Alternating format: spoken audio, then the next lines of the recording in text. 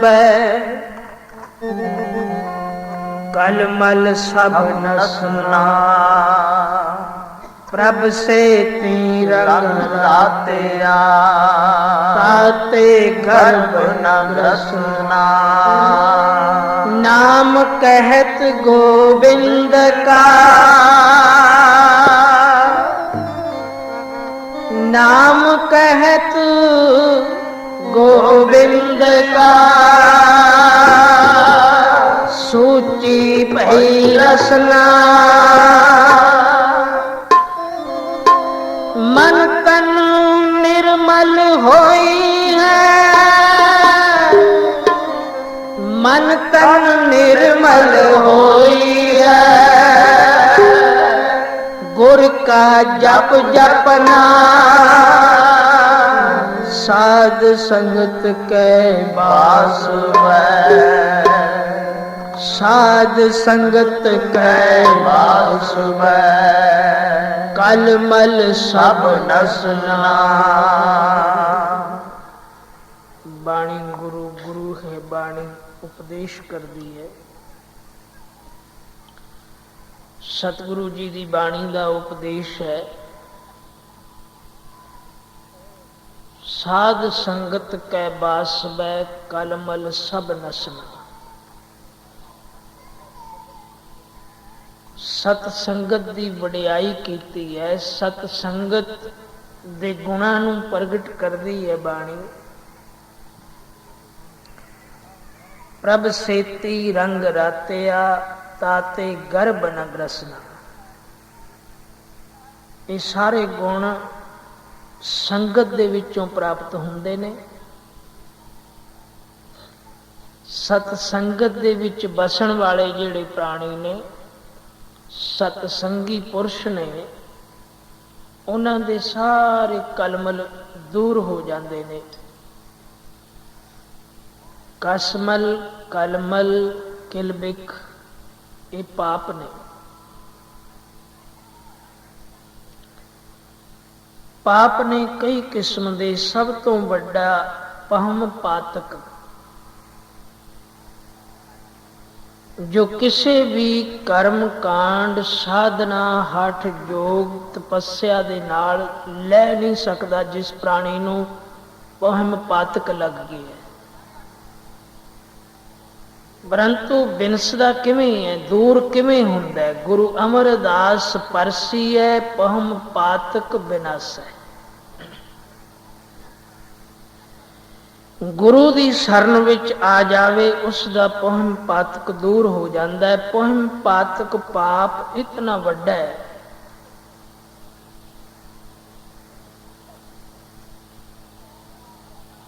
कि जिस तरह कोई संसार दे विच प्राणी पाप करदा है पापां दा हार परो लैंदा गलां दे विच महापापी बन जांदा है। 6 हत्या का पाप उसनूं लग गया है। मानो कि सारे संसार दे पापां दा ढेर ला दिता जावे ते उस दे उपर रख दिता जावे ते इतना वड्डा पहम पातक हुंदा है। जिस तरह छोटे छोटे भी पाप ने नेष्टियां तो शुरू होंदे ने। नेष्टि एक छोटा जिहा पाप है। बच्चे नूं घूर देना रुआ देना बिना कारण तो एक नेष्टि बन जाती है। किसी नूं क्रिज के बोलना नेष्टि बन जाती है। नेष्टि भी पाप है। ये छोटे छोटे पाप ने और जीव कर्मां दे अनुसार अपने पापां नूं भोगदा है। ये निक्के निक्के पापां दा जो दुख है जिवें कि अख विच तिणका पै गया ठोकर लग गई नौ कटिया गया रोम पट दिता किसी ने दुख लग्या कंडा लग गया। छोटे छोटे दुख जिहड़े लगदे ने ये नेष्टियां दे पाप हुंदे ने। इस तो वड्डे फिर इन्हां दियां बड़ियां किस्मां ने शास्त्र दे विच लिखियां गुरु साहिबां ने। ਇੱਕ ਤਾਂ ਸ਼ਾਸਤਰ ਹੈ, ਉਹ ਤਾਂ ਖਟ ਸ਼ਾਸਤਰ, ਵੇਦ, 4 ਵੇਦ ਨੇ, ਖਟ ਸ਼ਾਸਤਰ ਨੇ, 18 ਪੁਰਾਣ ਨੇ ਹਿੰਦ ਮਤ ਦੇ ਵਿੱਚ। ਪਰੰਤੂ ਜਿਸ ਤਰ੍ਹਾਂ ਗੁਰੂ ਦਸਵੇਂ ਪਾਤਸ਼ਾਹ ਜੀ ਦੀ ਬਾਣੀ, 10ਮ ਗ੍ਰੰਥ, ਲੋ ਪ੍ਰਕਾਸ਼ ਸਰਬਲੋ, ਇਸੇ ਤਰ੍ਹਾਂ ਗੁਰੂ ਸਾਹਿਬਾਂ ਦਾ ਸ਼ਾਸਤਰਗ ਗਿਆਨ, ਜਿਸ ਤੋਂ ਸਾਨੂੰ ਗਿਆਨ ਪ੍ਰਾਪਤ ਹੁੰਦਾ ਹੈ। ਬਾਣੀ ਨਾਲ ਮਨ ਜੁੜਦਾ ਹੈ, ਗੁਰਮਤਿ ਵਾਲੇ ਪਾਸੇ ਮਨ ਜੁੜਦਾ ਹੈ, ਜਿਸ ਦੇ ਵਿੱਚ ਗੁਰਸਿੱਖ ਦੇ ਲਈ ਸਾਰੀਆਂ ਗੁਰਮਤਿ ਦੀਆਂ ਮਰਜ਼ਾਦਾ ਦੱਸੀਆਂ ਹੋਈਆਂ ਨੇ।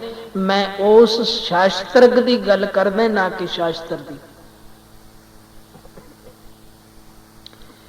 ਕਈ ਵਾਰੀ ਇਸ ਤਰ੍ਹਾਂ ਦੀਆਂ ਸਾਖੀਆਂ ਕਰਦੇ ਕਰਦੇ ਕਈ ਗੁਰਮੁਖਾਂ ਦੇ ਮਨ ਵਿੱਚ ਫੁਰਨੇ ਬਣਦੇ ਆ ਜੀ, ਤੁਸੀਂ ਮੁਸਲਮਾਨੀ ਮਤ ਦੀਆਂ ਗੱਲਾਂ ਬਹੁਤੀਆਂ ਕਰਦੇ ਹੋ, ਹਿੰਦ ਮਤ ਦੇਵੀ ਦੇਵਤਿਆਂ ਦੀਆਂ ਸਾਖੀਆਂ ਬਹੁਤੀਆਂ ਸੁਣਾਉਂਦੇ ਹੋ, ਹੋਰ ਈਸਾ ਮਸੀਹ ਆਦਿਕ ਜਿਤਨੇ ਵੀ ਧਰਮ ਨੇ, ਪਰ ਨਹੀਂ, ਜੋ 10ਮ ਗ੍ਰੰਥ ਦੇ ਵਿੱਚ ਵਾਰਤਾ ਉਦਾਹਰਨ ਤੌਰ ਤੇ ਗੁਰੂ ਦਸਵੇਂ ਪਾਤਸ਼ਾਹ ਨੇ ਗੁਰਸਿੱਖਾਂ ਦੀ ਮੱਤ ਲਈ ਦਿੱਤੀਆਂ ਨੇ, ਉਹੋ ਹੀ ਸਾਖੀਆਂ ਇੱਥੇ ਹੁੰਦੀਆਂ ਨੇ, ਹੋਰ ਕੋਈ ਨਹੀਂ। ਵਿਚਾਰ ਕਰਕੇ ਵੇਖੋ, ਕਿਤੇ ਪੜ੍ਹ ਕੇ ਵੇਖੋ, ਤੁਸੀਂ ਆਪ ਪੜ੍ਹੋਗੇ ਤੇ ਪਤਾ ਲੱਗ ਜਾਵੇਗਾ। ਸੋ ਇਹ ਸ਼ਾਸਤਰ ਦੀ ਗੱਲ ਨਹੀਂ, ਸ਼ਾਸਤਰਗ ਦੀ ਗੱਲ ਹੈ। ਇਹ ਗ੍ਰੰਥ ਹੋਰ ਹੈ ਗੁਰੂ ਦਸਵੇਂ ਪਾਤਸ਼ਾਹ ਦੀ ਕਿਰਪਾ ਦਾ, ਜਿਸ ਤਰ੍ਹਾਂ ਲੋ ਪ੍ਰਕਾਸ਼ ਹੈ। ਹੋਰ ਵੀ ਅਨੇਕਾਂ ਗ੍ਰੰਥ ਨੇ, ਹੱਥੀ ਲਿਖਤ ਵੀ ਮਿਲਦੇ ਨੇ, ਜਿਹੜੇ ਛਪਣ ਅਧੀਨ ਵੀ ਨੇ। ਸੋ ਪਾਪਾਂ ਦੇ ਬਾਰੇ ਦੇ ਵਿੱਚ ਤੁਸੀਂ ਤਾਂ ਸੁਖਮਨੀ ਸਾਹਿਬ ਵੀ ਪੜ੍ਹੋ, ਵਿਚਾਰ ਕਰੋ, ਬਾਣੀ ਗੁਰੂ ਗ੍ਰੰਥ ਸਾਹਿਬ ਸੱਚੇ ਪਾਤਸ਼ਾਹ ਦਾ ਪਾਠ ਕਰਦੇ ਹੋ ਤੇ ਵਿਚਾਰ ਕਰੋ। ਹਰ ਇੱਕ ਪਾਪ ਦੀ ਕਿਸਮ ਵੀ ਗੁਰੂ ਸਾਹਿਬ ਨੇ ਦੱਸੀ ਹੈ ਤੇ ਉਸ ਦਾ ਦੋਸ਼ ਵੀ ਦੱਸਿਆ ਕਿ ਉਸ ਪਾਪ ਦੇ ਕਰਨ ਦੇ ਨਾਲ ਦੁੱਖ ਕਿਹੜਾ ਲੱਗਦਾ ਹੈ, ਔਰ ਪੁੰਨ ਕਰਨ ਦੇ ਨਾਲ, ਅੱਛਾ ਕੰਮ ਕਰਨ ਦੇ ਨਾਲ, ਚੰਗਾ ਕੰਮ ਕਰਨ ਦੇ ਨਾਲ ਕਿਹੜੇ ਕਿਹੜੇ ਸੁੱਖ ਮਿਲਦੇ ਨੇ ਸੰਸਾਰ ਦੇ ਵਿੱਚ। ਸੱਚੇ ਮਾਰਗ ਚੱਲਦੇ ਆ, ਉਸਤਤ ਕਰੇ ਜਹਾਨ, ਨਾਲ ਦੀ ਨਾਲ ਬਾਣੀ ਫੈਸਲਾ ਕਰੀ ਜਾਂਦੀ ਹੈ ਵੀ ਜੇ ਸੱਚੇ ਮਾਰਗ ਤੇ ਚੱਲੇਗਾ ਸੰਸਾਰ ਤੇਰੀ ਉਸਤਤ ਕਰੂਗਾ, ਉਸਤਤ ਦਾ ਸੁੱਖ ਮਿਲੇਗਾ ਤੈਨੂੰ। ਸੋ ਇਸੇ ਤਰ੍ਹਾਂ ਪਾਪਾਂ ਦੀਆਂ ਵੀ ਕਿਸਮਾਂ ਨੇ। ਨੇਸ਼ਟੀ ਪਾਪ ਛੋਟੇ ਛੋਟੇ ਹੋ ਜਾਂਦੇ ਨੇ। ਨੀਤੀ ਤੌਰ ਤੇ ਸਾਨੂੰ ਕਈ ਵਾਰੀ ਝੂਠ ਨੂੰ ਵੀ ਅਪਣਾਉਣਾ ਪੈਂਦਾ ਹੈ। ਆ ਛੋਟੀਆਂ ਛੋਟੀਆਂ ਘਰੇਲੂ ਗੱਲਾਂ ਨੇ, ਕੋਈ ਫੋਨ ਆ ਗਿਆ, ਲੜਕੇ ਨੇ ਚੁੱਕ ਲਿਆ, ਪਿਤਾ ਆਖਦਾ ਵੇਖੀ, ਜੇ ਕੋਈ ਪੁੱਛੇ ਤੇਰਾ ਬਾਪੂ ਘਰੇ ਹੈ, ਤੂੰ ਕਹਿਦੀ ਹੈ ਨਹੀਂ ਘਰੇ, ਝੂਠ ਬੋਲ ਦਿੱਤਾ ਨਾ, ਨੇਸ਼ਟੀ ਬਣ ਗਈ ਤੁਹਾਡੀ। ਲੱਗਦੇ ਨੇ ਪਾਪ, ਦੋਸ਼ ਲੱਗਦੇ ਨੇ। ਆ ਕੋਈ ਕਿਤਨਾ ਵੀ ਬੱਚਾ ਬਾਹਰੋਂ ਇਲਤ ਕਰਕੇ ਆਇਆ ਹੋਵੇ, ਕੰਮ ਖਰਾਬ ਕਰਕੇ ਆਇਆ ਹੋਵੇ, ਕੋਈ ਗਲਤੀ ਕਰਕੇ ਆਇਆ ਹੋਵੇ, ਅੱਬਲ ਤਾਂ ਰੋਂਦਾ ਹੀ ਆਵੇਗਾ, ਨਹੀਂ ਤਾਂ ਛੇਤੀ ਮੱਥੇ ਨਹੀਂ ਲੱਗੇਗਾ, ਘਰ ਆ ਕੇ ਲੁੱਕ ਕੇ ਬਹਿ ਜਾਵੇਗਾ ਜਾਂ ਸੌਂ ਜਾਵੇਗਾ ਆ ਕੇ। ਮਾਤਾ ਪਿਤਾ ਵਿਚਾਰਵਾਨ ਨੇ, ਸਿਆਣੇ ਹੁੰਦੇ ਨੇ, ਉਹਨਾਂ ਨੂੰ ਪਤਾ ਲੱਗ ਜਾਂਦਾ ਕੋਈ ਗਲਤੀ ਕਰਕੇ ਆਇਆ, ਮੱਥੇ ਤੇ ਉਗੜ ਆਉਂਦੀ ਹੈ ਗਲਤੀ। ਪਾਪ ਵੀ ਇਸੇ ਤਰ੍ਹਾਂ ਮੱਥੇ ਤੇ ਉਗੜ ਆਉਂਦੇ ਨੇ। ਜਦੋਂ ਕੋਈ ਬੰਦਾ ਕਿਸੇ ਦਾ ਕਤਲ ਕਰਕੇ ਆਇਆ, ਮਾਰ ਕੇ ਆਇਆ, ਕਿਸੇ ਨੂੰ ਚੋਰੀ ਕਰਕੇ ਆਇਆ, ਫਰੇਬ ਕਰਕੇ ਆਇਆ, ਠੱਗੀ ਕਰਕੇ ਆਇਆ ਬਾਹਰੋਂ, ਉਹ ਜਦੋਂ ਵੀ ਆਪਣੇ ਪਿੰਡ ਆਉਂਦਾ ਹੈ, ਆਪਣੇ ਨਗਰ ਆਉਂਦਾ ਹੈ, 4 ਬੰਦਿਆਂ ਦੇ ਵਿੱਚ ਖੜਨ ਜੋਗਾ ਨਹੀਂ ਰਹਿੰਦਾ, ਸਿੱਧਾ ਘਰ ਨੂੰ ਜਾਂਦਾ, ਕਈ ਦਿਨ ਬਾਹਰ ਨਹੀਂ ਨਿਕਲਦਾ। ਪੁੱਛਦੇ ਨੇ ਬਈ ਤੂੰ ਸੱਥ ਦੇ ਵਿੱਚ ਆਇਆ ਹੀ ਨਹੀਂ ਕਦੇ, ਬਸ ਮੇਰਾ ਜੀ ਨਹੀਂ ਕੀਤਾ। ਉਸ ਦਾ ਜੀ ਨਹੀਂ ਕਰਦਾ, ਜੇ ਖੜ ਵੀ ਜਾਵੇ 4 ਬੰਦਿਆਂ ਦੇ ਵਿੱਚ ਗੱਲਾਂ ਹੁੰਦੀਆਂ ਹੋਣ, ਉਸ ਨੂੰ ਡਰ ਹੀ ਲੱਗਦਾ ਰਹਿੰਦਾ ਵੀ ਸ਼ਾਇਦ ਮੇਰੀ ਕੋਈ ਗੱਲ ਨਾ ਕਰ ਦੇਵੇ। ਮੈਂ ਜੋ ਚੋਰੀ ਕਰਕੇ ਆਇਆ, ਕਿਸੇ ਦਾ ਕਤਲ ਕਰਕੇ ਆਇਆ, ਮੇਰੇ ਮਗਰ ਕੋਈ ਪੁਲਿਸ ਵਾਲਾ ਨਾ ਆ ਜਾਵੇ, ਕੋਈ CID ਨਾ ਆ ਜਾਵੇ। ਇਸ ਪਾਪ ਨੇ ਇਸ ਦੇ ਮਨ ਨੂੰ ਕੰਬਾ ਦਿੱਤਾ ਹੈ। ਕਿੰਨਾ ਹਿਰਦਾ ਕੰਬਦਾ ਬੁਰਾ ਕੰਮ ਕਰਕੇ, ਖੜਨ ਜੋਗਾ ਨਹੀਂ ਰਹਿੰਦਾ। ਕੋਈ ਪੁੰਨ ਕਰਕੇ ਆਇਆ ਹੋਵੇ, ਚੰਗਾ ਕੰਮ ਕਰਕੇ ਆਇਆ ਹੋਵੇ, ਦਾਨ ਪੁੰਨ ਕਰਕੇ ਆਇਆ, ਕਿਸੇ ਦਾ ਭਲਾ ਕਰਕੇ ਆਇਆ, ਕਿਸੇ ਦੀ ਸਹਾਇਤਾ ਕਰਕੇ ਆਇਆ, ਅੱਜ ਤੇ ਆਉਂਦਾ ਹੀ 4 ਬੰਦਿਆਂ ਦੇ ਵਿੱਚ ਛਾਤੀ ਤਾਣ ਕੇ ਖੜਦਾ ਹੈ। ਕੋਈ ਮੈਨੂੰ ਪੁੱਛੇ ਕਿੱਥੋਂ ਆਇਆ, ਮੈਂ ਦੱਸਾਂ। ਪੁੰਨ ਦਾ ਕਿੱਡਾ ਪ੍ਰਤਾਪ ਹੈ। ਪੁੰਨ ਦੇ ਨਾਲ ਹਿਰਦਾ ਕਿੱਡਾ ਵੱਧ ਜਾਂਦਾ ਹੈ, ਕਿੰਨਾ ਸੌਖਾ ਹੋ ਜਾਂਦਾ ਬੰਦਾ, ਬਣ ਬਣ ਕੇ ਖੜਦਾ ਸਭ ਦੇ ਵਿੱਚ, ਕਿਉਂਕਿ ਉਸ ਨੂੰ ਡਰ ਕਿਸੇ ਦਾ ਨਹੀਂ। ਸਤਿਗੁਰੂ ਜੀ ਦੀ ਬਾਣੀ ਵੀ ਸਾਨੂੰ ਉਪਦੇਸ਼ ਕਰਦੀ ਹੈ, ਸੋ ਡਰੈ ਜੇ ਪਾਪ ਕਮਾਵਦਾ। ਉਹ ਡਰਦਾ ਹੈ, ਪਾਪ ਕੀਤਾ ਹੈ, ਉਹ ਡਰਦਾ ਹੈ, ਉਹ ਖੜਦਾ ਨਹੀਂ ਕਿਸੇ ਦੇ ਪਾਸ। ਘਰੇ ਵੀ ਵਾਰ-ਵਾਰ ਬੀਹੀ ਦੇ ਵਿੱਚ ਖੜਕਾ ਹੋਣ ਤੇ ਬੱਚਿਆਂ ਨੂੰ, ਘਰਵਾਲੀ ਨੂੰ ਪੁੱਛਦਾ, ਵੇਖ ਤਾਂ ਕੌਣ ਲੰਘਿਆ ਸੀ, ਕੋਈ ਖੜਾ ਤਾਂ ਨਹੀਂ ਆਪਣੇ ਦਰ ਦੇ ਨਾਲ, ਪਾਪ ਕਰਕੇ ਆਇਆ। ਸਤਿਗੁਰੂ ਜੀ ਦੀ ਬਾਣੀ ਆਖਦੀ ਹੈ, ਸੋ ਡਰੈ ਜੇ ਪਾਪ ਕਮਾਵਦਾ ਧਰਮੀ ਬਿਗਸੇਤ। ਜਿਹੜਾ ਧਰਮ ਕਰਕੇ ਆਇਆ, ਚੰਗਾ ਕੰਮ ਕਰਕੇ ਆਇਆ, ਪੁੰਨ ਕਰਕੇ ਆਇਆ, ਕਿਸੇ ਲੋੜਵੰਦ ਦੀ ਸਹਾਇਤਾ ਕਰਕੇ ਆਇਆ, ਉਹ ਬਿਗਸੇਤ। ਸਤਿਗੁਰੂ ਜੀ ਦੀ ਬਾਣੀ ਕਹਿੰਦੀ ਹੈ, ਉਹ ਖਿੜਿਆ ਰਹਿੰਦਾ, ਉਸਦਾ ਹਿਰਦਾ ਵੀ ਖਿੜ ਜਾਂਦਾ, ਉਸਦਾ ਮੱਥਾ ਵੀ ਖਿੜ ਜਾਂਦਾ। ਹਰ ਕੋਈ ਅੱਗੋਂ ਮਿਲੇਗਾ, ਪੁੱਛੇਗਾ ਵੀ ਤੂੰ ਅੱਜ ਬੜਾ ਖੁਸ਼ ਹੈ, ਤਾਂ ਉਹ ਬੜੀ ਖੁਸ਼ੀ ਦੇ ਨਾਲ ਦੱਸਦਾ। ਪੁੰਨ ਤੇ ਪਾਪ ਦਾ ਪ੍ਰਭਾਵ ਪੈਂਦਾ ਹਿਰਦੇ ਦੇ ਉੱਪਰ। ਇਹ ਛੋਟੀਆਂ ਛੋਟੀਆਂ ਨੇਸ਼ਟੀਆਂ ਕਹਿ ਦੇਈ ਕਿ ਮੇਰਾ ਪਿਤਾ ਘਰੇ ਨਹੀਂ, ਫੋਨ ਤੇ ਉਹ ਨਹੀਂ ਘਰੇ ਹੈ, ਮੈਂ ਗੱਲ ਨਹੀਂ ਕਰਨੀ ਚਾਹੁੰਦਾ। ਇਹ ਛੋਟੇ ਛੋਟੇ ਝੂਠ ਨੇ, ਛੋਟੇ ਛੋਟੇ ਪਾਪ ਨੇ, ਇਹ ਵੀ ਸਾਨੂੰ ਦੁਖਦਾਈ ਬਣ ਜਾਂਦੇ ਨੇ। ਪਰ ਨੀਤੀ ਤੌਰ ਤੇ ਸਾਨੂੰ ਇਸ ਝੂਠ ਨੂੰ ਅਪਣਾਉਣਾ ਪੈਂਦਾ ਕਈ ਵਾਰੀ। ਖੈਰ, ਆਪਾਂ ਬਹੁਤੇ ਲੰਬੇ ਇਸ ਗਿਆਨ ਵਿੱਚ ਨਹੀਂ ਜਾਣਾ, ਬਾਣੀ ਦੇ ਨਾਲ ਜੁੜਨਾ, ਸਾਧ ਸੰਗਤ ਦੇ ਨਾਲ ਜੁੜਨਾ। ਇਸੇ ਤਰ੍ਹਾਂ ਨੇਸ਼ਟੀਆਂ ਤੋਂ ਉੱਪਰ ਪਾਪ ਹੁੰਦੇ ਨੇ ਇਲਾਜਤ, ਇਹਨਾਂ ਦੀ ਕਿਸਮ ਹੋਰ ਹੈ। ਇਸੇ ਤਰ੍ਹਾਂ ਇਸ ਤੋਂ ਉੱਪਰ ਹੁੰਦੇ ਨੇ ਗਾਰ, ਗਾਰ ਵੀ ਪਾਪ ਨੇ। ਪ੍ਰਾਸ਼ਤ ਵੀ ਪਾਪ ਨੇ, ਨਾ ਹੀ ਲੈ ਪ੍ਰਾਸ਼ਤ ਜਾਏ। ਨਾਮ ਜਪਣ ਦੇ ਨਾਲ ਪ੍ਰਾਸ਼ਤ, ਪਿਛਲੇ ਪਾਪ ਨੇ ਜਿਹੜੇ ਦੂਰ ਹੋ ਜਾਂਦੇ ਨੇ। ਇਸੇ ਕਿਸਮ ਦੇ ਗਾਰ ਨੇ। ਗਾਰ ਇੱਕ ਐਸੇ ਦੋਸ਼ ਨੇ, ਇਹ ਬੇਅਦਬੀ ਦੇ ਨਾਲ, ਅਵੱਗਿਆ ਦੇ ਨਾਲ,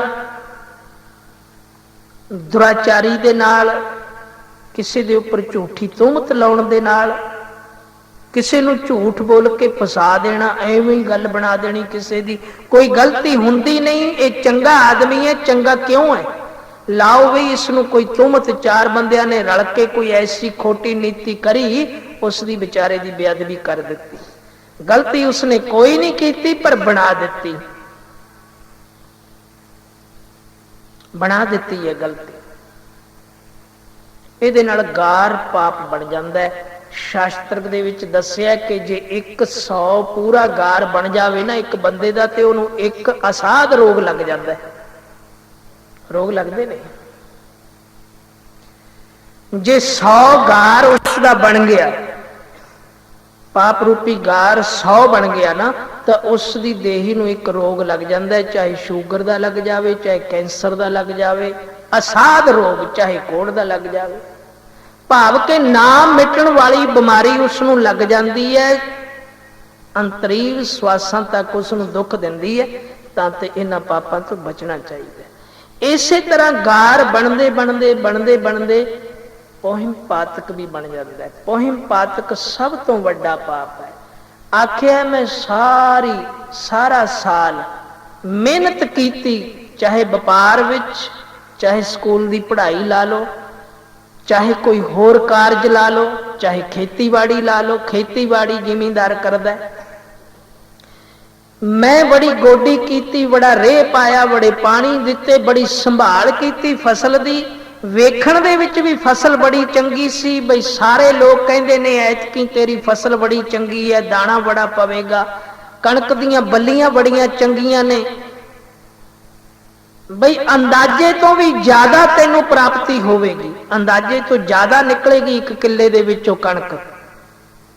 ਪਰ ਹੁੰਦਾ ਕੀ ਹੈ, ਜਿਸ ਬੰਦੇ ਦਾ ਪੋਹਿਮ ਪਾਤਕ ਬਣਿਆ ਹੁੰਦਾ ਨਾ, ਪੋਹਿਮ ਪਾਤਕ ਦਾ ਪਾਪ ਚੜਿਆ ਹੁੰਦਾ, ਉਹਦੇ ਨਾਲ ਹੁੰਦਾ ਕੀ ਹੈ, ਸਭ ਕੁਝ ਠੀਕ ਠਾਕ ਹੁੰਦੇ ਹੁੰਦੇ ਜਦੋਂ ਰਿਜ਼ਲਟ ਨਿਕਲਣਾ ਹੁੰਦਾ ਹੈ, ਜਦੋਂ ਫਲ ਮਿਲਣਾ ਹੁੰਦਾ ਹੈ, ਉਸ ਵੇਲੇ ਫੇਲ ਹੋ ਜਾਂਦਾ ਹੈ, ਉਸ ਵੇਲੇ ਪੋਹਿਮ ਪਾਤਕ ਅੱਗੇ ਹੋ ਜਾਂਦਾ ਹੈ। ਐਸੀ ਮਾਰ ਪੈਂਦੀ ਹੈ, ਚਾਹੇ ਵਪਾਰ ਹੋਵੇ, ਚਾਹੇ ਫਸਲਬਾੜੀ ਹੋਵੇ, ਚਾਹੇ ਕੋਈ ਵੀ ਕਾਰਜ ਹੋਵੇ, ਜਿਸ ਤਰ੍ਹਾਂ ਉਹ ਕਾਰਜ ਪੂਰਨਤਾ ਤੇ ਆਇਆ ਤੇ ਉਸ ਦੇ ਵਿੱਚੋਂ ਬਰਕਤਾਂ ਹੀ ਉੱਡ ਪੁੱਡ ਗਈਆਂ। ਇਹ ਪਹੁੰ ਪਾਤਕ ਦੇ ਕੰਮ ਨਹੀਂ। ਬੰਦਾ ਸੋਚਦਾ ਵੀ ਸਭ ਕੁਝ ਮੈਂ ਠੀਕ ਕੀਤਾ, ਸਿਰੇ ਤੇ ਜਾ ਕੇ ਕੀ ਹੋ ਗਿਆ? ਇਹ ਪਹੁੰ ਪਾਤਕ ਦਾ ਪਾਪ। ਪਰ ਇਹ ਸਾਰੇ ਪਾਪ ਸਤਿਗੁਰੂ ਜੀ ਦੀ ਬਾਣੀ ਕਹਿੰਦੀ ਹੈ, ਸਾਧ ਸੰਗਤ ਕੈ ਬਾਸਬੈ ਕਲਮਲ ਸਭ ਨਸਨਾ। ਸਤ ਸੰਗਤ ਕਰਨਾ ਬਹੁਤ ਜ਼ਰੂਰੀ ਹੈ। ਸਤ ਸੰਗਤ ਤੋਂ ਬਿਨਾਂ ਸਾਡਾ ਜੀਵਨ ਸਫਲ ਹੀ ਨਹੀਂ ਹੁੰਦਾ। ਸਤ ਸੰਗਤ ਤੋਂ ਬਿਨਾਂ ਬੰਦੇ ਦਾ ਜੀਵਨ ਸਫਲਾ ਨਹੀਂ ਹੁੰਦਾ। ਫਿਰ ਐਸੀ ਸੰਗਤ, ਸਤ ਸੰਗਤ ਕੈਸੀ ਜਾਣੀ ਹੈ? ਜਿੱਥੇ ਏਕੋ ਨਾਮ ਬਖਾਣੀ ਹੈ, ਜਿੱਥੇ ਇੱਕ ਨਾਮ ਦੀ ਸਲਾਹਿਤਾ ਹੋਵੇ। ਆਦਿ ਸ੍ਰੀ ਗੁਰੂ ਗ੍ਰੰਥ ਸਾਹਿਬ ਸੱਚੇ ਪਾਤਸ਼ਾਹ ਦਾ ਪ੍ਰਕਾਸ਼, ਆਪਾਂ ਸਾਰੇ ਇੱਕ ਮਨ ਹੋ ਕੇ ਗੁਰੂ ਦੀ ਚਰਨ ਸ਼ਰਨ ਦੇ ਵਿੱਚ ਆਪਾਂ ਬੈਠੇ ਹਾਂ। ਇਸ ਨੂੰ ਸੰਗਤ ਰੂਪੀ ਕਿਲਾ ਆਖਿਆ, ਜਿਸ ਦੇ ਵਿੱਚ ਗੁਰੂ ਵੀ ਹੋਵੇ। ਗੁਰੂ ਗ੍ਰੰਥ ਸਾਹਿਬ ਸੱਚੇ ਪਾਤਸ਼ਾਹ ਜਗਤ ਗੁਰੂ, ਤਖਤ ਚੌਰ ਦੇ ਮਾਲਕ, ਉਹਨਾਂ ਦੀ ਚਰਨ ਸ਼ਰਨ ਦੇ ਵਿੱਚ ਛਤਰ ਛਾਇਆ ਦੇ ਹੇਠ ਆਪਾਂ ਸਾਰੇ ਮਿਲ ਕੇ ਬੈਠੇ ਹਾਂ ਤੇ ਗੁਣ ਗਾ ਰਹੇ ਹਾਂ, ਨਾਮ ਦੀ ਸਲਾਹਿਤਾ ਕਰ ਰਹੇ ਹਾਂ। ਇਸੇ ਨੂੰ ਸੰਗਤ ਆਖਿਆ। ਇਹੀ ਸੰਗਤ ਰੂਪੀ ਕਿਲਾ ਹੈ। ਫਰੀਦ ਦੀ ਮਾਤਾ ਨੇ ਆਖਿਆ ਸੀ, ਪੁੱਤਰ ਜੇ ਤੂੰ ਬੰਦਗੀ ਕਰਨ ਜਾਣਾ ਕਿਲੇ ਵਿੱਚ ਰਹੀ। ਉਹ ਬੜਾ ਹੈਰਾਨ ਹੋਇਆ, ਕਹਿਣ ਲੱਗਿਆ, ਮਾਤਾ ਇਹ ਤੂੰ ਕੀ ਕਹਿ ਰਹੀ ਹੈ? ਕਿਲੇ ਵਿੱਚ ਰਹੀ? ਹਾਂ ਪੁੱਤਰ, ਕਿਲੇ ਵਿੱਚ ਰਹੀ ਤੇ ਪਲੰਗ ਦੇ ਉੱਪਰ ਸੌਈ, ਆਰਾਮ ਕਰੀ ਤਾਂ ਪਲੰਗਾਂ ਦੇ ਉੱਪਰ, ਤੇ 36 ਪ੍ਰਕਾਰ ਦੇ ਭੋਜਨ ਖਾਈ। ਫਰੀਦ ਹੈਰਾਨ ਹੋ ਗਿਆ, ਮਾਤਾ ਮੈਂ ਬੰਦਗੀ ਕਰਨ ਵਾਸਤੇ ਜਾਣਾ। ਕਹਿਣ ਲੱਗੀ, ਹਾਂ ਇਹੋ ਉਪਦੇਸ਼ ਹੈ, ਤੂੰ ਸਮਝਿਆ ਨਹੀਂ ਪੁੱਤਰ। 36 ਪਦਾਰਥ ਸੰਤਨ ਕਾ ਦਾਨਾ ਰੂਖਾ ਸੋ ਸਰਬ ਨਿਦਾਨ। ਜਦੋਂ ਤੈਨੂੰ ਬਹੁਤ ਭੁੱਖ ਲੱਗੀ ਹੋਵੇ ਨਾ, ਉਸ ਵੇਲੇ ਰੁੱਖੀ ਰੋਟੀ ਪਾਣੀ ਵਿੱਚ ਖੋਰ ਕੇ ਖਾ ਲਈ, ਤੈਨੂੰ 36 ਪ੍ਰਕਾਰ ਦੇ ਭੋਜਨਾਂ ਦਾ ਰਸ ਆਵੇਗਾ ਉਹਦੇ ਵਿੱਚੋਂ। ਪਲੰਗ ਦੇ ਉੱਪਰ ਸੋਈ, ਚੰਗੇ ਗੱਦੇ ਵਿਛੇ ਹੋਣ। ਮਾਤਾ ਇਹ ਕਿਵੇਂ? ਕਹਿਣ ਲੱਗੀ, ਜਦੋਂ ਨਾਮ ਜਪਦੇ ਨੂੰ, ਬੰਦਗੀ ਕਰਦੇ ਨੂੰ, ਅੱਲਾ ਅੱਲਾ ਕਰਦੇ ਨੂੰ, ਵਾਹਿਗੁਰੂ ਵਾਹਿਗੁਰੂ ਜਪਦੇ ਨੂੰ ਤੈਨੂੰ ਨੀਂਦ ਆਵੇ, ਸੌਣ ਦੀ ਕੋਸ਼ਿਸ਼ ਨਾ ਕਰੀ। ਜਿੰਨਾ ਚਿਰ ਸੁਰਤ ਤੇਰਾ ਦਿਮਾਗ ਝੱਲੇ, ਜਾਗਰਣ ਝੱਲੇ, ਤੂੰ ਨਾਮ ਜਪੀ ਚੱਲੀ, ਜਪੀ ਚੱਲੀ, ਜਪਦਾ ਜਪਦਾ ਡਿੱਗ ਪਵੇਂ ਤੇ ਸੌ ਜਾਵੇਂ। ਜਦੋਂ ਉੱਠੇਗਾ ਤੈਨੂੰ ਇੰਜ ਭਾਸੇਗਾ ਜਿਵੇਂ ਮੈਂ ਪਲੰਗ ਦੇ ਉੱਪਰ ਪਿਆ ਸੀ। ਕਿਉਂਕਿ ਨਾਮ ਦੀ ਗੋਦ ਇਹ ਰਾਜਸੀ ਪਲੰਘਾਂ ਨਾਲੋਂ ਵੀ ਜ਼ਿਆਦਾ ਸੁੱਖ ਦਿੰਦੀ। ਨਾਮ ਦੀ ਗੋਦ ਦੇ ਵਿੱਚ ਜਿਹੜੀ ਨੀਂਦ ਆਉਣੀ ਹੈ, ਉਹ ਸੰਸਾਰ ਦੇ ਵਿੱਚ ਉਸ ਨੀਂਦ ਜਿੰਨਾ ਸੁੱਖ ਕਿਤੇ ਨਹੀਂ। ਨਾਮ ਜਪਦਾ ਜਪਦਾ ਹੀ ਸੌ ਜਾਈ। ਜਦੋਂ ਜਾਗ ਖੁੱਲੇ ਉਸੇ ਵੇਲੇ ਫਿਰ ਜਪਣਾ ਸ਼ੁਰੂ ਕਰ ਦੇਈਂ। ਤੇ ਰਹੀ ਕਿਲੇ ਵਿੱਚ।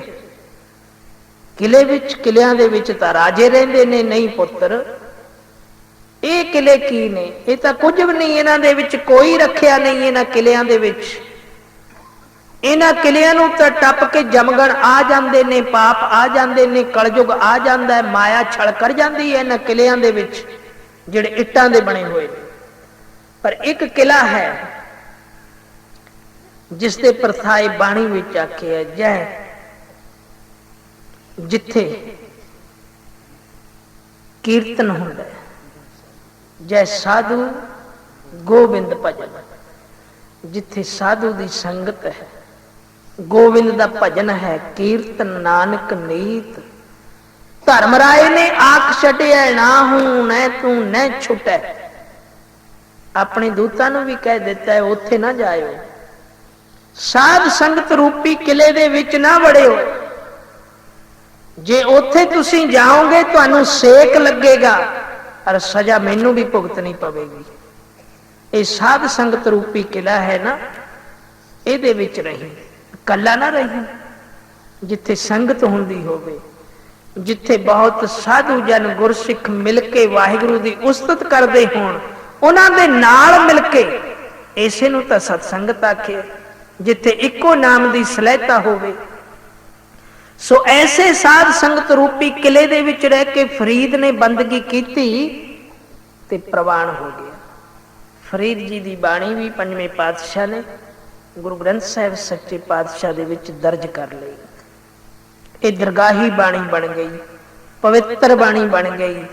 ਸਭ ਆਪਾਂ ਇਸ ਬਾਣੀ ਨੂੰ ਮੱਥੇ ਟੇਕਦੇ। ਇਹ ਸਾਧ ਸੰਗਤ ਦਾ ਪ੍ਰਤਾਪ ਹੋਇਆ। ਜਿੰਨੇ ਵੀ ਭਗਤ ਹੋਏ ਨੇ ਜਿਨ੍ਹਾਂ ਦੀ ਬਾਣੀ ਗੁਰੂ ਗ੍ਰੰਥ ਸਾਹਿਬ ਜੀ ਦੇ ਵਿੱਚ ਹੈ, ਸਾਰਿਆਂ ਨੇ ਸੰਗਤ ਦੇ ਵਿੱਚੋਂ ਹੀ ਸਭ ਕੁਝ ਪ੍ਰਾਪਤ ਕੀਤਾ ਔਰ ਸੰਗਤ ਨੂੰ ਵਡਿਆਈ ਦਿੱਤੀ।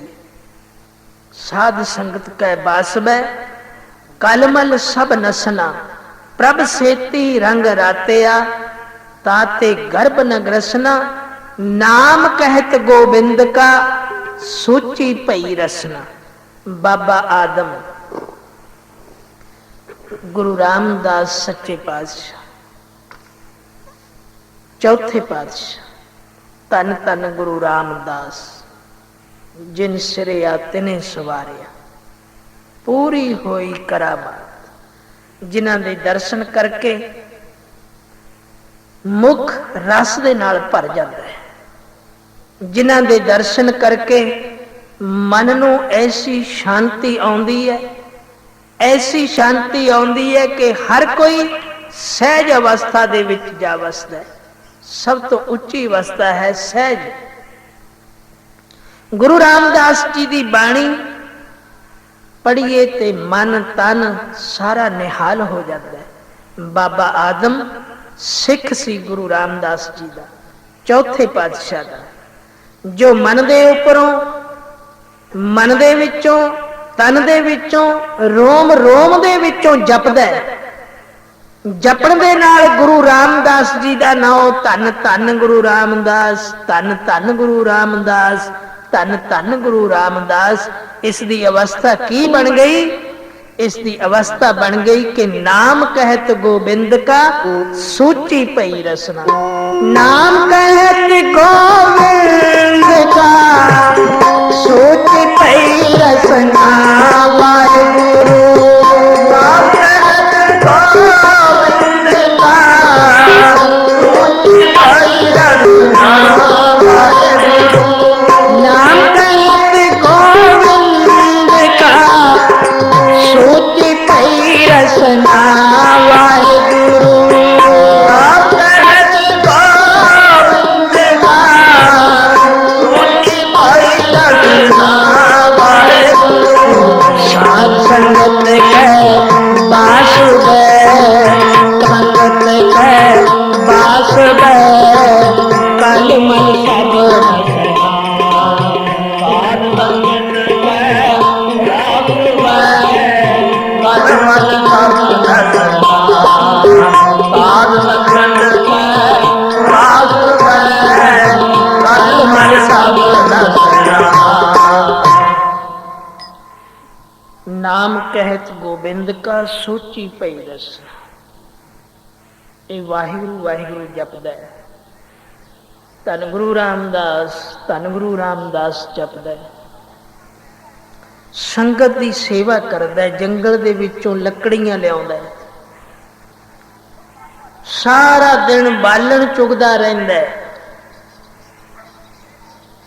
ਦੋ ਭਰੀਆਂ ਆਪਣੇ ਘਰ ਸੁੱਟ ਆਉਂਦਾ ਹੈ, ਬਾਕੀ 2 3 4 ਜਿਤਨੀਆਂ ਵੀ ਵੱਧ ਹੋ ਜਾਣ ਗੁਰੂ ਕੇ ਲੰਗਰ ਵਿੱਚ ਲਿਆਉਂਦਾ ਹੈ। ਬੜੇ ਪਿਆਰ ਦੇ ਨਾਲ ਸੇਵਾ ਕਰਦਾ ਹੈ। ਮਨ ਦੇ ਵਿੱਚ ਇੱਛਾ ਵੀ ਹੈ, ਮਨ ਦੇ ਵਿੱਚ ਆਸਾ ਵੀ ਵਸਦੀ ਹੈ ਇੱਕ, ਪਰ ਉਸ ਆਸਾ ਨੂੰ ਇਸ ਨੇ ਨਿਵਰਤ ਕਰ ਰੱਖਿਆ, ਤਿਆਗ ਦਿੱਤਾ ਹੈ। ਗੁਰੂ ਰਾਮਦਾਸ ਜੀ ਦੇ ਦਰਸ਼ਨ ਕਰਕੇ ਮਨ ਭਰਪੂਰ ਹੋ ਗਿਆ, ਮਹਿਸੂਸ ਨਹੀਂ ਹੁੰਦਾ, ਲੋੜ ਨਹੀਂ ਰਹਿ ਗਈ, ਸੇਵਾ ਦੇ ਵਿੱਚ ਲੱਗੇ।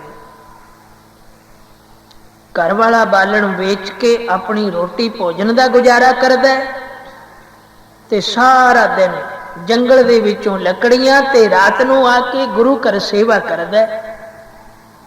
ਬੜੀ ਠੰਡ ਪੈ ਰਹੀ ਸੀ, ਬੜੀ ਸੀਤ ਲਹਿਰ ਚੱਲ ਰਹੀ ਸੀ। ਸੰਗਤਾਂ ਸਾਰਾ ਦਿਨ ਸੇਵਾ ਕਰਦੀਆਂ, ਰਾਤ ਨੂੰ ਥੱਕ ਟੁੱਟ ਜਾਂਦੀਆਂ, ਬੱਚੇ ਬੁੱਢੇ ਜਵਾਨ, ਪਰ ਬੜੇ ਸਿਦਕੀ ਸਨ। ਠੰਡ ਬੜੀ, ਇੱਕ ਦਿਨ ਸਾਰੇ ਠੁਰ ਕਰਨ। ਇਹ ਘਰੇ ਗਿਆ, ਘਰਵਾਲੀ ਨੂੰ ਆਖਿਆ ਸੰਗਤ ਬੜੀ ਮੁਸੀਬਤ ਦੇ ਵਿੱਚ ਹੈ, ਰਾਤ ਨੂੰ ਬੜੀ ਠੰਡ ਹੁੰਦੀ ਹੈ, ਬਸਤਰ ਇਤਨੇ ਹੈ ਨਹੀਂ,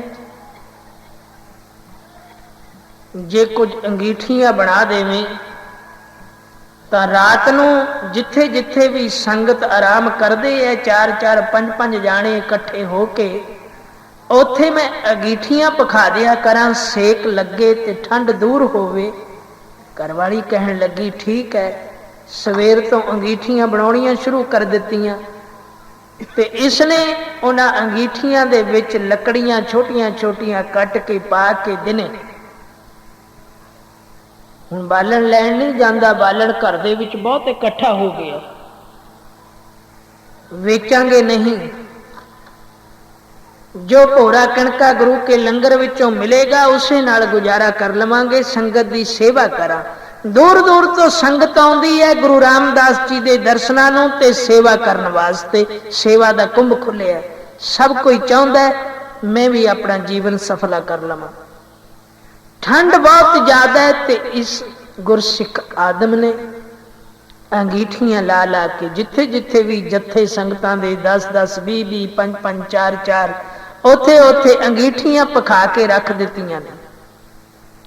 ਸਾਰੀ ਰਾਤ ਤੁਰਿਆ ਫਿਰਦਾ, ਕਿਸੇ ਅੰਗੀਠੀ ਦੀ ਅੱਗ ਨੂੰ ਠੰਡਿਆ ਨਹੀਂ ਪੈਣ ਦਿੰਦਾ। ਲੱਕੜਾਂ ਕੱਟੀਆਂ ਹੋਈਆਂ ਲਿਆ ਲਿਆ ਕੇ ਉਹਨਾਂ ਦੇ ਵਿੱਚ ਰੱਖ ਕੇ ਹਵਾ ਦੇ ਦੇ ਕੇ ਮਗਾਈ ਰੱਖਦਾ। ਸੰਗਤ ਬੜਾ ਸੁਖ ਮਾਣਦੀ ਹੈ।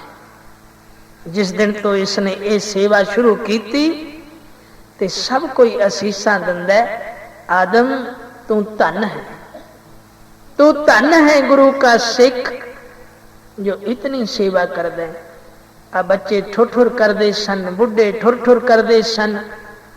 ऐसा निग दिता है वे गुरु तेरा भला करे, तेरी अरदास पूरी होवे, तेरी इच्छा पूरी होवे। इच्छा है इसकी, बिरध अवस्था हो गई है, कोई बाल बच्चा नहीं। तो सतगुरु ने जिस वेले गुरु रामदास जी ने रात नूं आके वेखिया, खुश हो गए, प्रसन्न हो गए भी ये सेवा कौन करदा है। भाई सारी संगत दिने सेवा कर करके थक टुट जाती है, रात नूं विचारे ठुर ठुर करदे सन भी हुण तां बड़े सुख आनंद दे नाल आराम करदे ने सब, किसी नूं पाला नहीं लगदा। ऐसा निग बख्शिया भी कौन है सेवा करन वाला, उसनूं साडे पास बुलाओ। तो हजूरी सिखा ने जाके बाबे आदम नूं लियांदा, तैनूं सतगुरु जी याद करदे ने। सत बचन हथ जोड़ के आया, चरना ते मत्था टेकिया, गल विच पल्ला पाया, हुक्म करो गरीब नवाज। बई ये सारी सेवा तू करदा है रोज। सच्चे पातशाह मैं कौन है सेवा करने वाला, ये तो तुहाडा ही उद्यम बख्शिया होया, तुहाडी प्रेरणा है, तुहाडी कृपा है। सतगुरु जी कहने लगे आदम असीं बड़े प्रसन्न होए हाँ तेरे ऊपर, तो गुरु की संगत नूं प्रसन्न कीता, निग बख्शिया, सुख दिता है, साडा हिरदा प्रसन्न हो गया भी मंगला की मंगदा है।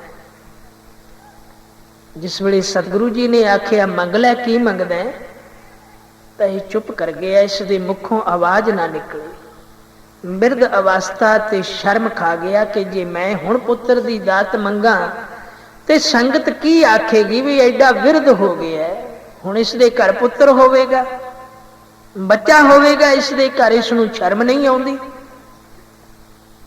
चुप कर गया, शर्म खा गया। सतगुरु जी ने फिर आखिया बई मंग ले जो कुछ मंगना तैनूं देण वास्ते तैयार हाँ। कहने लग्या नहीं गरीब नवाज मैनू कोई इच्छा नहीं, किसी चीज की लोड़ नहीं। सतगुरु जी ने फिर आखिया, वो फिर चरना ते डिग पिया, गरीब नवाज बस मैनू सेवा बख्शी रखो। कहने लगे चंगा सेवा कर ते कल नू फिर आई, सोच के आई जे मंग होवे तो कल नू फिर आ जाई, दे देवांगे। केडी कृपा है, ये नहीं कि हुण मैं 3 वचन कर दिते ने बस समा लंघ गया, नहीं। सतगुरु तां ਸਾਗਰ ਨੇ, ਉੱਥੇ ਤਾਂ ਭੰਡਾਰੇ ਸਦਾ ਹੀ ਖੁੱਲੇ ਨੇ, ਉਹ ਤਾਂ ਸਦਾ ਹੀ ਖੁਸ਼ ਹੈ। ਘਰੇ ਚਲਿਆ ਗਿਆ। ਦਿਨੇ ਜਾ ਕੇ ਘਰਵਾਲੀ ਨੂੰ ਸਾਰੀ ਵਾਰਤਾ ਦੱਸੀ। ਉਹ ਕਹਿਣ ਲੱਗੀ ਫਿਰ ਤੂੰ ਮੰਗਿਆ ਕਿਉਂ ਨਹੀਂ? ਸਾਰੀ ਉਮਰ ਹੋ ਗਈ ਰੋਂਦਿਆਂ ਨੂੰ, ਕੁਰਲਾਉਂਦਿਆਂ ਨੂੰ, ਬੇਨਤੀਆਂ ਕਰਦਿਆਂ ਨੂੰ।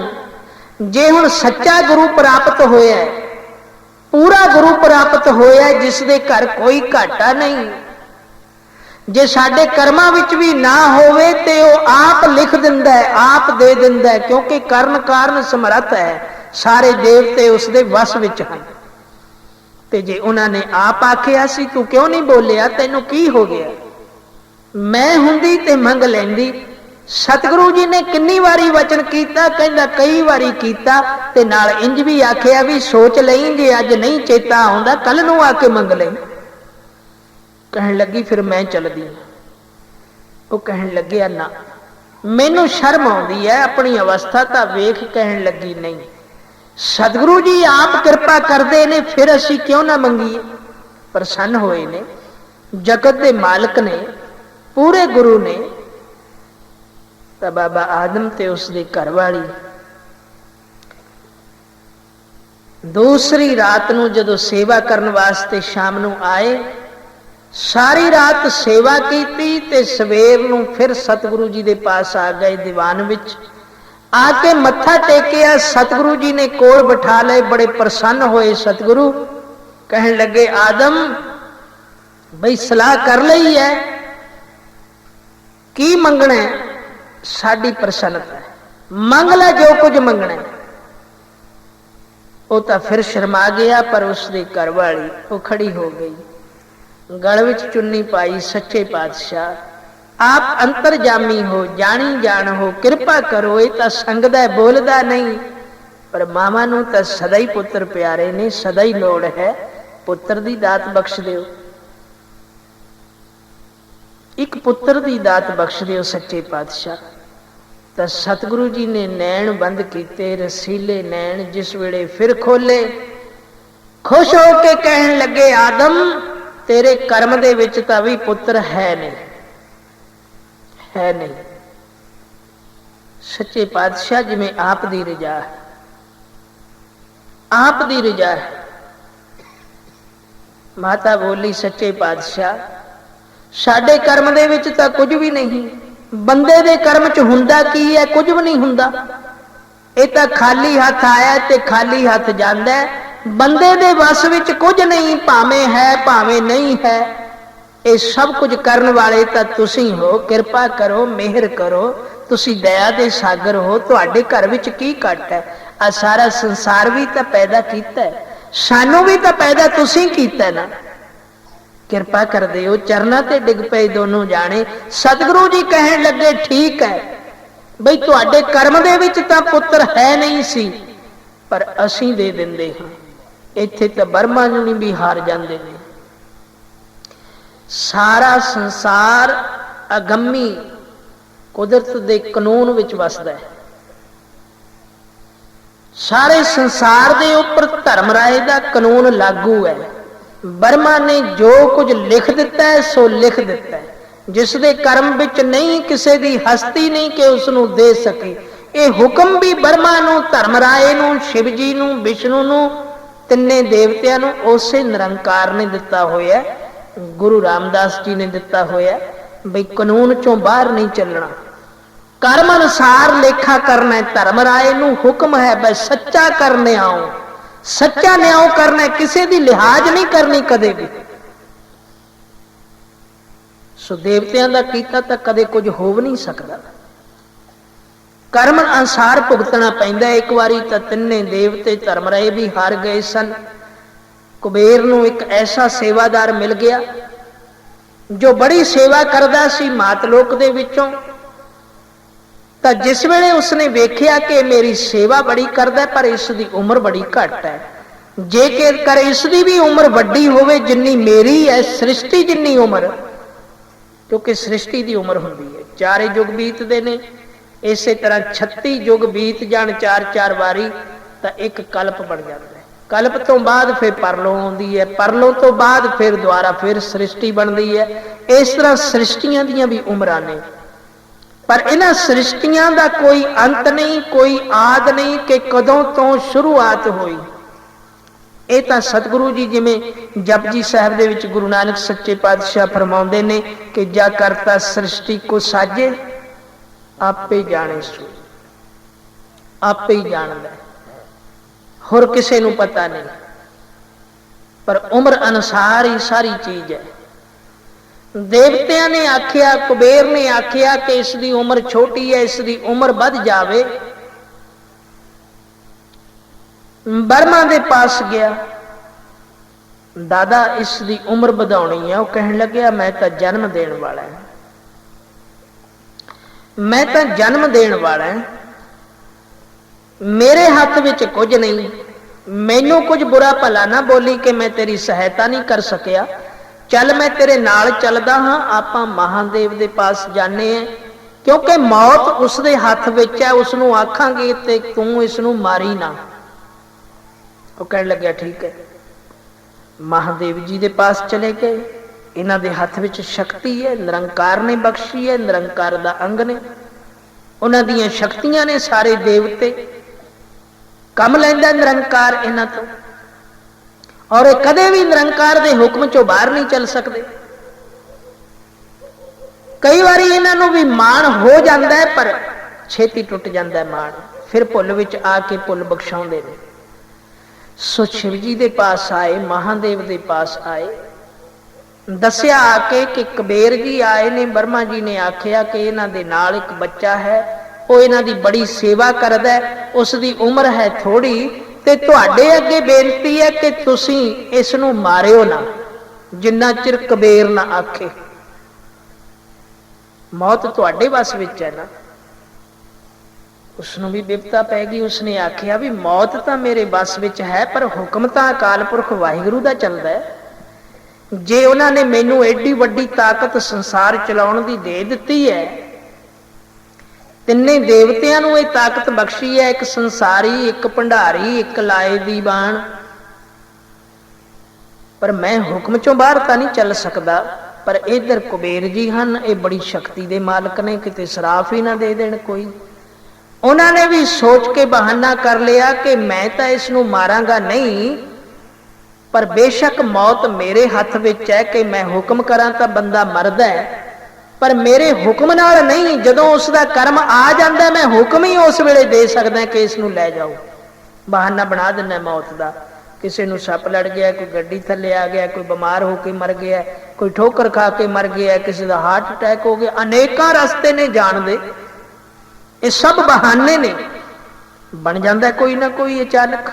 श्वास गिणती मिणती दे हन, जदों पूरे हो गए तो फिर एक डिंग भी नहीं पट सकता, अख झमकण भी नहीं, जिन्ना भी टाइम नहीं लगता। सो उसने आख्या कि मैं तो मुसीबत विच फस गया, मैं तो अकाल पुरख दे हुक्म विच हाँ। तो अगों कहण लग्या बर्मा नूं कि तू भी सियाणा है, बई जे मैं आख भी देवां धर्मराय नूं कि इसनूं नहीं मारना, जे विष्णु भगवान ने रोजी उन्हें दिती, पानी उन्हें दिता इसनूं, तो फिर भी मर जाएगा। उहदे च मेरा कसूर तो नहीं, तां आपां विष्णु कोले चलीए, उसनूं आखीए कि इसदी रोजी बंद ना करें। सो सारे विष्णु के पास चले गए।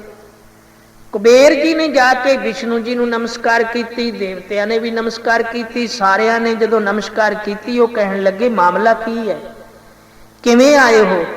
कहन लगे जी ये बच्चा है, यह है कबीर जी का सेवादार। ये कहते ने कि इसनूं मौत ना आवे जिन्ना चिर मैं जिउंदा, क्योंकि सेवा बड़ी चंगी करदा है, मरे ना। सो तुसी रिजक दे मालक हो, तुसी इसदा रिजक ना बंद करियो।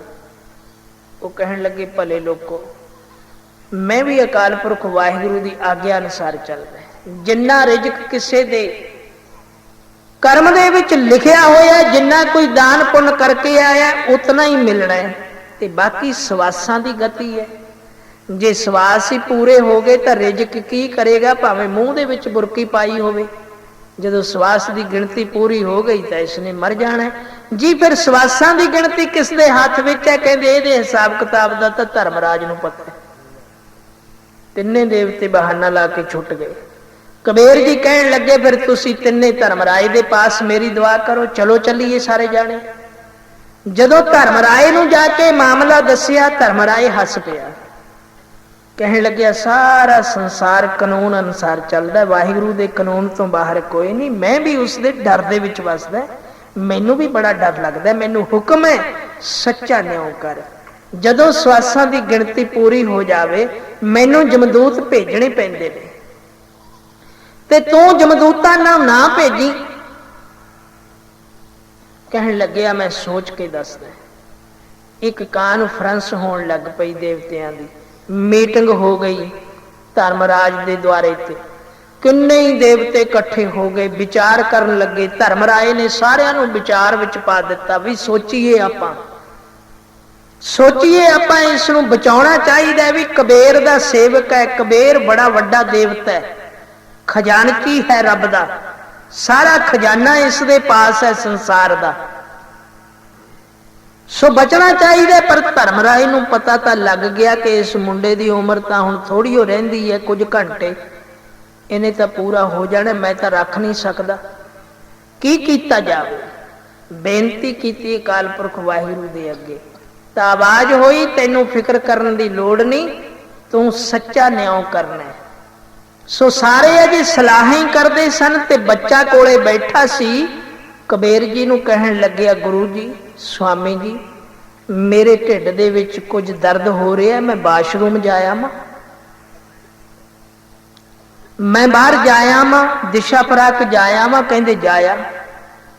एक जमदूत नूं पुछया भी दिशा फराक किधर है, धर्मराज ने इशारा करता, कहंदा ले जा। धर्मराज नूं तां पता सी भी दिशा फराक कित्थे जाना है, तो हुक्म आ गया है। सो जमदूत उसनूं जिस वेले इधर उधर घुमाउंदा रहा, 2 घंटे पूरे हो गए, सवासां दी गिणती पूरी हो गई, ते वह दिशा फराक बैठा ही चढ़ाई कर गया। सब कोई कानून दे विच वसदा है, पर इन्हां सारियां देवतियां नूं हुक्म ला रखिया परमात्मा ने बई बाकी सारे कानून दे विच वसदे ने, हुक्म दे विच वसदे ने, पर एक ऐसे पुरुष ने जिन्हां दे उपर मेरा भी हुक्म नहीं चलदा ते तुसीं भी कुछ नहीं कर सकदे ने। वो है गुरसिख गुरमुख महापुरख। वो जो कुछ भी कर देण उन्हां दे विच तुसीं अड़िका नहीं ला सकदे। जे किसी पत्रे दे उपर तुसीं लिखिया होया कि यह गल नहीं होनी ते मेरे भगत ने कह दिता कि गल होनी है, तो तुहानूं ये पत्रा पाड़ना पवेगा, ये पत्रा पाड़ना पवेगा, नवा पत्रा पाके उस ते लिखना पवेगा जिवें मेरा भगत आखदा।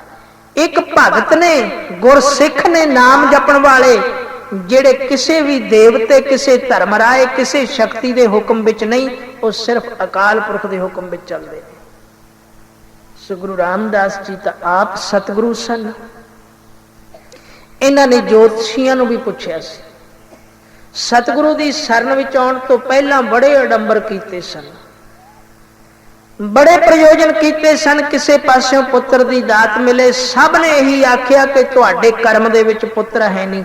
सतगुरु जी ने भी आख्या कि तुहाडे कर्म विच पुत्र है नहीं, पर मैं तुहानूं दिंदा। तो ब्रह्मा जी हाथ जोड़ के खड़ गए, सच्चे पातशाह कई जन्मां तो ये इसे तरह चले आउंदे ने ते अगां कई जन्मां तक इन्हां दे कोई बच्चा नहीं है, क्योंकि कर्म ही ऐसा माड़ा कीता है, कोई कलमल कीता होया, काला कर्म कीता होया, इस करके इन्हां नूं औलाद प्राप्त नहीं होनी चाहिए। मैं इन्हां दे कर्म नूं अपनी बही दे विच दाखिल कीता होया है, शामिल कीता होया है, इसदा नाम, इसदी अंश, इसदी आत्मा की पछाण कीती हुई है भी जिन्ने मर्जी जन्म ले ले इन्हां नूं कोई बच्चा नहीं प्राप्त होगा, और जिन्नियां मर्जी शादियां करा लो। पर सतगुरु जी ने आख्या अपने बही खाते दे विचों ये बरका पाड़ दे, ये मेरा भगत है, ये गुरमुख है, गुरसिख है, महापुरख बन गया है, ਇਹਦੀ रसना सुच्ची हो गई है, इसने संगत की सेवा की है, एक कर्मां दे लेखे चों बाहर है।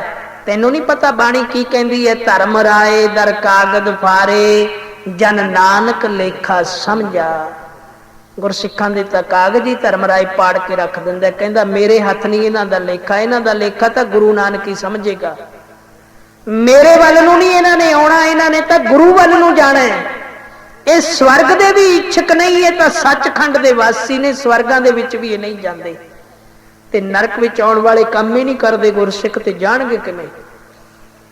ਇਹ ਨਰਕ ਸੁਰਗ ਦੋਨਾਂ ਨੂੰ ਤਿਆਗ ਦਿੱਤਾ ਇਹਨਾਂ ਨੇ, ਤੇ ਤਾਂ ਸਿੱਧੇ ਸੱਚਖੰਡ ਦੇ ਵਾਸੀ ਨੇ। ਇਹਨਾਂ ਦਾ ਲੇਖਾ ਗੁਰੂ ਨਾਨਕ ਦੇ ਹੱਥ ਵਿੱਚ ਹੈ, ਗੁਰੂ ਰਾਮਦਾਸ ਜੀ ਦੇ ਹੱਥ ਵਿੱਚ ਹੈ। ਦੇਵਤੇ ਨੇ ਮੱਥਾ ਟੇਕਿਆ, ਸੱਚੇ ਪਾਤਸ਼ਾਹ ਜਿਵੇਂ ਤੁਹਾਡਾ ਹੁਕਮ ਹੈ ਉਸੇ ਤਰ੍ਹਾਂ ਵਰਤੇਗਾ। ਸੋ ਬਾਬੇ ਆਦਮ ਨੂੰ ਸਤਿਗੁਰੂ ਰਾਮਦਾਸ ਜੀ ਨੇ ਕਿਰਪਾ ਕੀਤੀ, ਕਹਿਣ ਲੱਗੇ ਸਿੱਖਾ ਮਹਾਂਪੁਰਖਾ ਤੇਰੇ ਉੱਤੇ ਮੇਰੀ ਐਡੀ ਪ੍ਰਸੰਨਤਾ ਹੈ, ਤੇਰੇ ਘਰੇ ਜਿਹੜਾ ਪੁੱਤਰ ਪੈਦਾ ਹੋਵੇਗਾ ਮੇਰਾ ਅਨੰਨ ਸਿੱਖ ਹੋਵੇਗਾ। ਸਿੱਖ ਉਹ ਕੌਣ ਸੀ? ਉਹ ਸੀ ਬਾਬਾ ਭਗਤੂ, ਭਾਈ ਭਗਤੂ ਜੀ, ਜਿਨ੍ਹਾਂ ਨੇ 10ਵੇਂ ਪਾਤਸ਼ਾਹ ਤੱਕ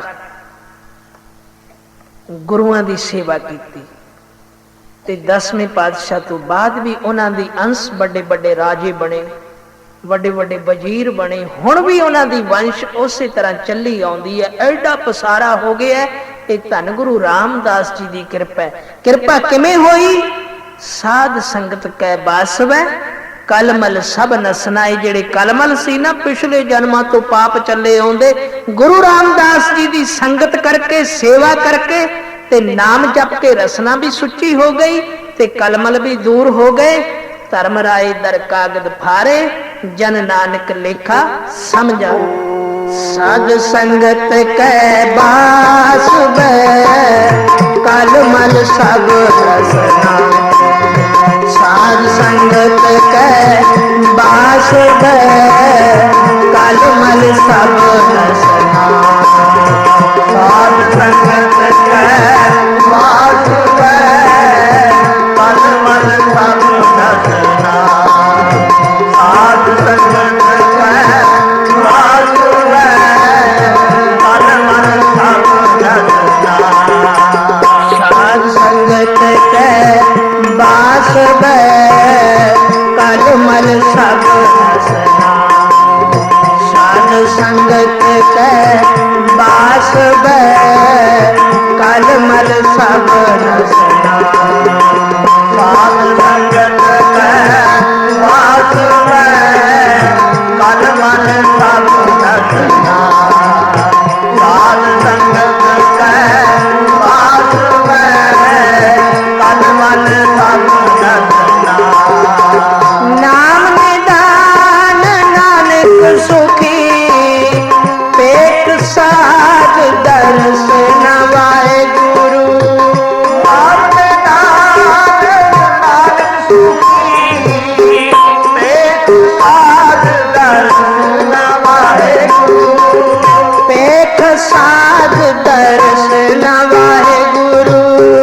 ਪੇਟ ਸਾਧ ਦਰਸ ਨਵਾਏ ਗੁਰੂ। ਦਾਸ ਨੂੰ ਵੀ ਗੁਣ ਗਾਉਣ ਦਾ ਸਮਾਂ ਮਿਲਿਆ। ਆਪਾਂ ਰੋਜ਼ ਮਿਲ ਕੇ ਇਸੇ ਤਰ੍ਹਾਂ ਆਪਾਂ ਸਾਰੇ ਭੈਣ ਭਰਾ ਗੁਰ ਭਾਈ ਹਾਂ, ਗੁਰੂ ਦੀ ਸ਼ਰਨ ਦੇ ਵਿੱਚ ਸਮੇਂ ਦੇ ਨਾਲ ਕੱਲ ਨੂੰ ਵੀ ਪਹੁੰਚੋ, ਮਿਲ ਕੇ ਗੁਣ ਗਾਈਏ ਤੇ ਪੁੰਨ ਬਣਾਈਏ।